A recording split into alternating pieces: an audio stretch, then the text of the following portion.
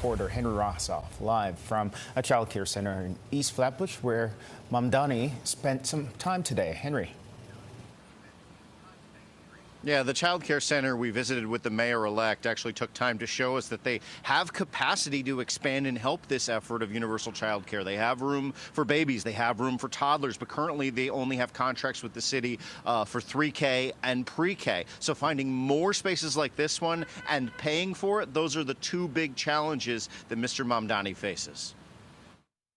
We have those 2 classrooms empty since the last 5 years. There was a sadness in Tashoy Sadler's voice as she showed us the empty toddler and baby classrooms the city of New York has refused to fund inside the Friends of Crown Heights Education Center. She hopes one day this classroom will be home to more than just a goldfish and its neighbor, Tommy the turtle. The families, they're pretty much devastated. You know, we still have people walking into our program asking for those age group classrooms. Walking in the door on this day was Mayor-elect Zohran Mamdani, along with his promise to push for universal child care beginning at just 6 weeks old.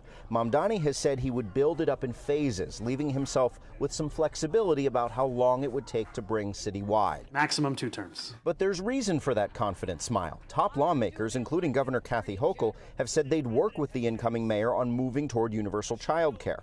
But at the same time, the governor has said she would hold the line on new taxes to pay for it. We wanted to know if funding child care is how Mamdani might strike a deal on his plan to tax the wealthy. Is this how you get the millionaire's tax or the corporate tax through? You put it in this bucket where there is this universal alignment. I do think that these tax proposals are the ones that make the most sense. I've also said that the most important thing is not how we fund it, but that we fund it. Because the most important thing at the end of the day is that someone can raise their family in this city and that we make it easier for them to do so. City Council Education Chair Rita Joseph says regardless of how it's paid for, universal pre-K already created the blueprint. Contract with daycares like this one and grow early childhood centers owned and operated by the city. So the infrastructure is there, but how do we build off of that and make it also sustainable?